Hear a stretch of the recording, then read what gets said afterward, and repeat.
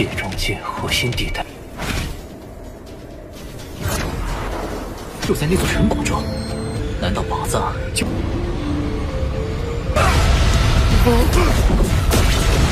我北龙城。这是 C2级镭射枪。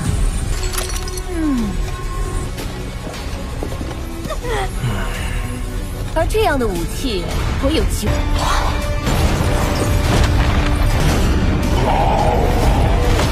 卡布界主的智能。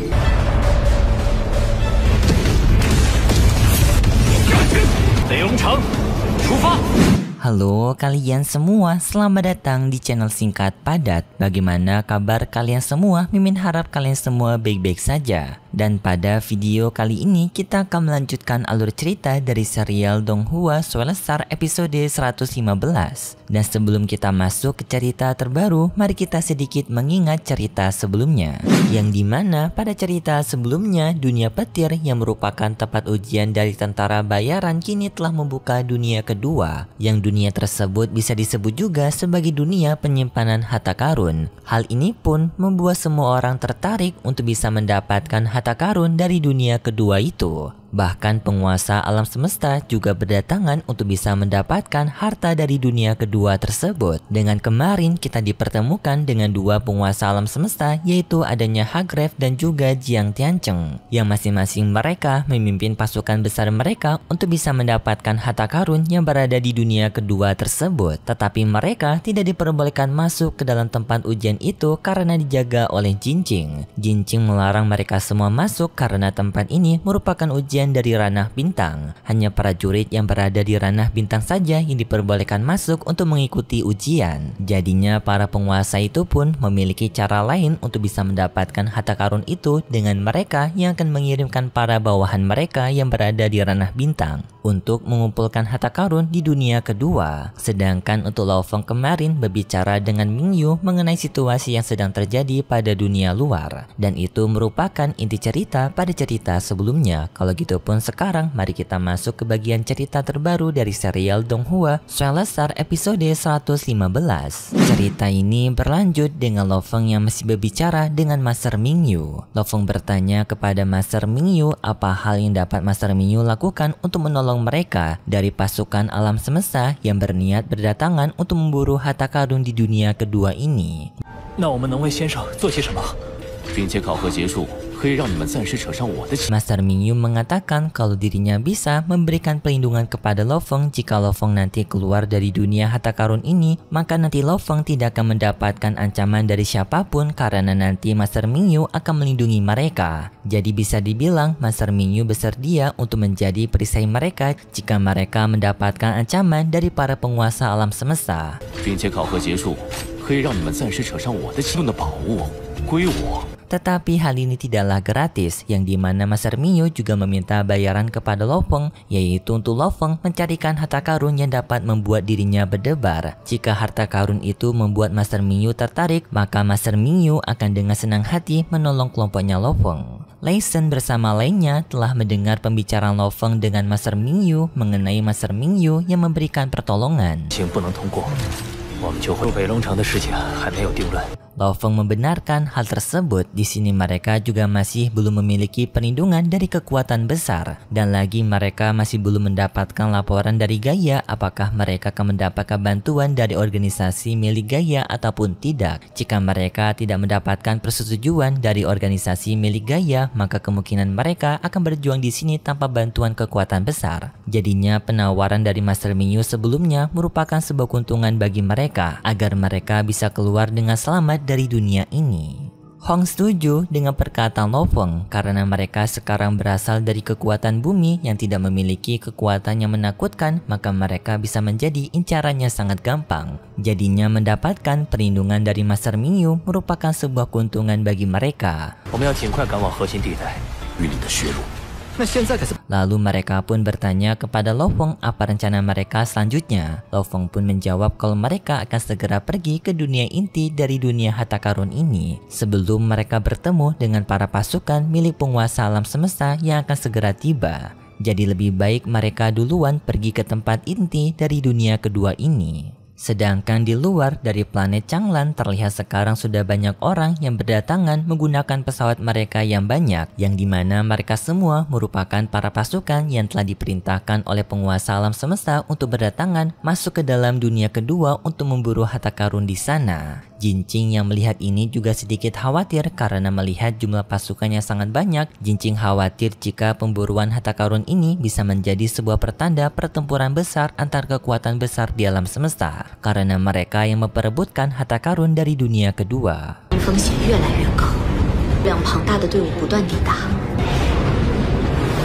Di tengah perjalanan Lo Feng bersama kelompoknya menuju ke tempat inti dari dunia kedua ini, Lo Feng mendapatkan laporan dari Babata kalau ia merasakan adanya gelombang kehidupan yang datang mendekati mereka dari 3 arah yang berbeda. Mendengar hal itu pun membuat Lo Feng sedikit panik. Dengan segera ia menyuruh kepada rombongannya untuk mencari tempat yang aman. Ketiga kelompok itu dengan kecepatan tinggi berusaha untuk menyusul kelompoknya Lo Feng.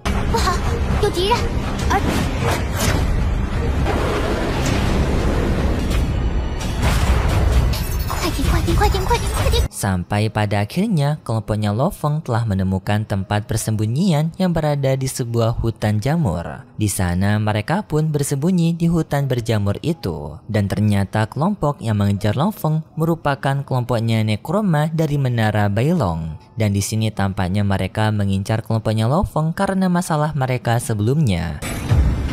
Lo Feng. Tetapi di saat itu kelompoknya Bailong ini mendapatkan laporan kalau mereka semua diminta untuk berkumpul karena mereka yang akan melakukan rapat darurat. Dengan segera semua kelompok Menara Bailong itu pun pergi dari sana meninggalkan Lo Feng. Setelah kelompok dari Menara Bailong itu pergi menjauh meninggalkan Lo Feng pun bersama kelompoknya melanjutkan perjalanan mereka. Dan dari informasinya Lesson, ternyata selama mereka berada di dunia kedua ini selama 6 hari, mereka telah mendapatkan usaha perampokan sebanyak 21 kali dalam 6 hari. Tetapi untungnya semua itu dapat mereka hindarkan dengan bantuan dari Babata yang memiliki alat pelacak yang canggih. Mereka selalu bisa bersembunyi dari incaran perampokan. Kemudian pun perjalanan Lo Feng bersama kelompoknya, mereka telah sampai di tempat inti dari dunia kedua ini.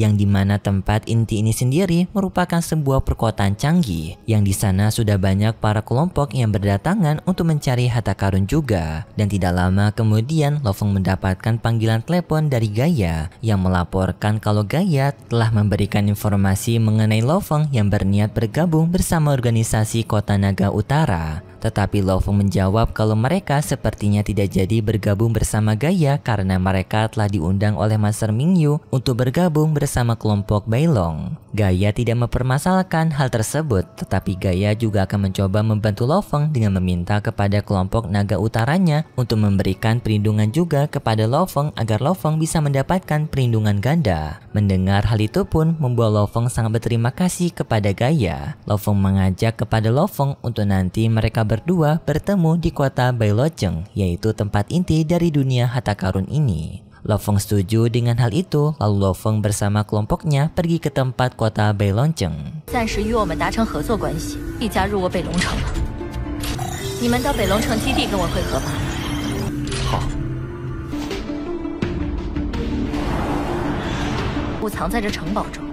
Singkat cerita, Lo Feng telah bertemu dengan Gaia di kota Bailoceng. Dan Gaia langsung memberikan informasi kepada Lo Feng mengenai dunia harta karun ini yang ternyata dibuat oleh seorang Master Kabu yang merupakan pemilik dari dunia harta karun ini. Tetapi Master Kabu telah dianggap tewas dalam waktu yang lama dan sekarang hanya tersisa dari tempat penyimpanan harta karunnya, yaitu dunia kedua ini yang diyakini banyak orang merupakan tempat penyimpanan harta karun utama dari Master Kabu. Tetapi banyak orang yang masih belum menemukan lokasi harta karun utama tersebut dan kebanyakan dari mereka semua mengalami kegagalan. Tetapi tidak lama kemudian tiba-tiba saja ada rombongan dari Kekaisaran Gunung Naga Hitam, yaitu kelompoknya Brolin. Dengan Brolin yang mengatakan kepada mereka semua kalau wilayah dari penyimpanan harta karun inti dari dunia kedua ini telah menjadi hak miliknya mereka. Jika adanya orang yang berani menentang, maka mereka akan langsung dihukum mati oleh Brolin. Salah satu anggota dari organisasi Naga Utara pun tidak terima dan mencoba untuk menentang Brolin. Tetapi di saat itu tiba-tiba saja Gushi langsung menembakkan senjatanya ke arah dari orang tersebut, membuat orang itu pun tewas seketika.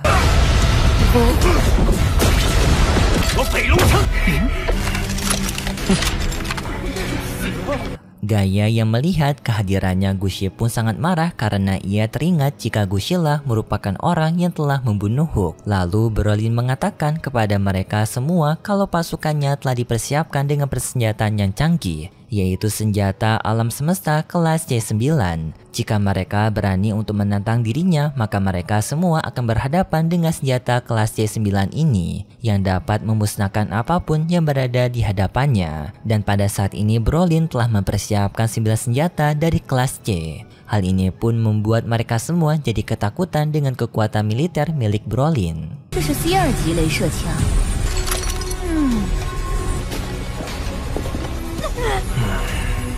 而这样的武器，我有机会。 Lalu Brolin pun mencoba untuk mengambil harta karun di tempat penyimpanan harta karun tersebut. Namun di saat bawahannya membuka pintu dari penyimpanan hasil harta karun, tiba-tiba saja adanya sebuah serangan yang membunuh dua bawahannya Brolin. Dan setelah itu tiba-tiba saja muncul sebuah proyeksi raksasa yang ternyata proyeksi raksasa ini merupakan Master Kabu, alias pemilik dari dunia kedua harta karun ini.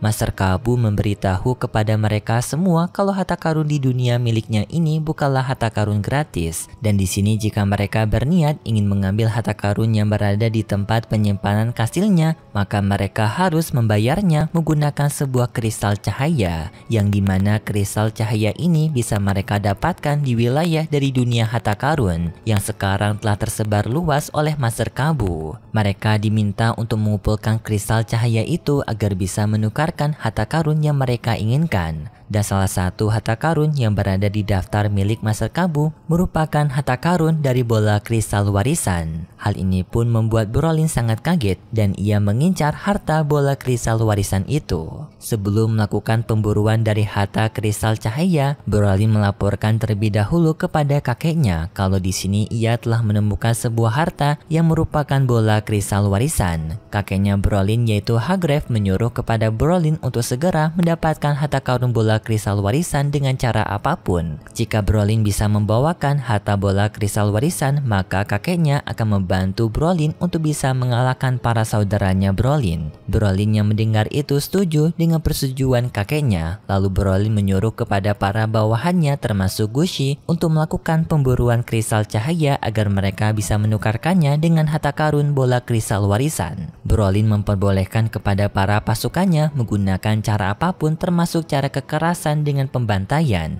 asalkan mereka bisa mengumpulkan kristal cahaya untuk mendapatkan bola kristal warisan. Kemudian pun pemburuan harta karun besar-besaran dimulai, yaitu adanya kelompok Bailong yang telah melakukan perjalanan untuk mencari kristal cahaya, serta kelompok lainnya seperti kelompok Bailong. Sedangkan untuk kelompok Lofeng sekarang yaitu Naga Utara, sekarang Lofeng sedang melakukan perkumpulan, dan juga Lofeng sekarang sedang membuat rencana bersama Babata untuk mencari harta karun apa yang akan mereka pilih. Lofeng menyarankan kepada mereka untuk mereka mengambil senjata plasma pemusnah agar mereka bisa berhadapan melawan keluarga Nolashan yang akan datang ke bumi. Tetapi Babata menyarankan kepada Lofeng untuk mengambil harta karun biji kehidupan dan diberikan kepada rotan Ravenclaw milik mereka. Jika mereka bisa memberikan harta karun itu kepada rotan Ravenclaw, maka bisa membuat rotan Ravenclaw-nya Lofeng dan juga Hong mengalami evolusi kekuatan kerana universe dan akan bisa meningkatkan kekuatan mereka dengan sangat drastis. Lofeng pun sangat terkejut dengan informasi ini dan ia setuju dengan Babata. Setelah itu pun Lofeng bersama kelompok dari Naga Utara mulai melakukan perjalanan mereka untuk melakukan pemburuan harta karun dari kristal cahaya.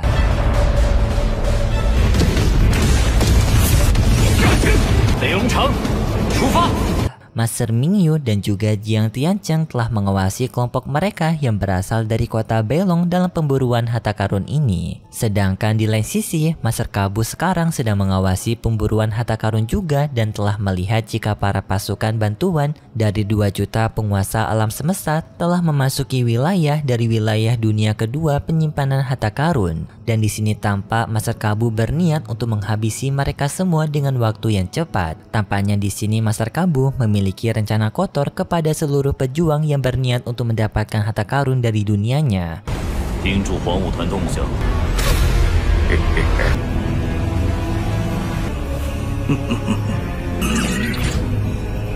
Dan di sini juga Master Kabu melihat ke arah Lo Feng dengan tatapan wajah yang licik dan masih belum diketahui apa rencana dari Master Kabu kepada Lo Feng. Tetapi setelah itu pun juga cerita dari serial Donghua Swelesar episode 115 bersambung. Dan berikut sedikit preview yang diperlihatkan untuk episode selanjutnya. Pada preview episode selanjutnya, kita diperlihatkan dengan banyak peserta yang masih mencari harta karun dari dunia kedua, yang merupakan kristal alam semesta dan juga banyak lagi. Sedangkan di lain sisi Lo Feng yang mendapatkan bantuan dari alat canggihnya Babata telah mendapatkan banyak sekali kristal alam semesta, yang tampak jika kristal alam semesta mereka seperti sebuah gunung yang ditumpuk dengan sangat banyak. Tetapi karena kelompoknya Lo Feng yang terlalu sejahtera, adanya beberapa kelompok lainnya merasa iri kepada Lo Feng, dan mereka akan mencoba untuk merebut hartanya Lo Feng dan juga membasmi Lo Feng. Dengan di sini kelompok itu yang akan bekerja sama dengan kelompoknya Nolashan.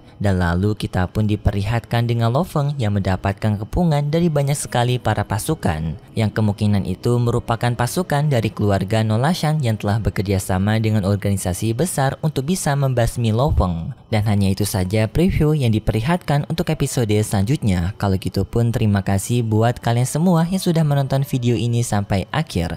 Jika kalian suka dengan video kali ini, bisa beri like serta subscribe, dan sampai jumpa di video selanjutnya. See ya! 界中界核心地带，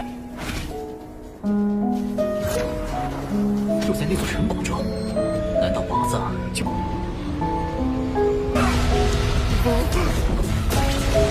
我北龙城，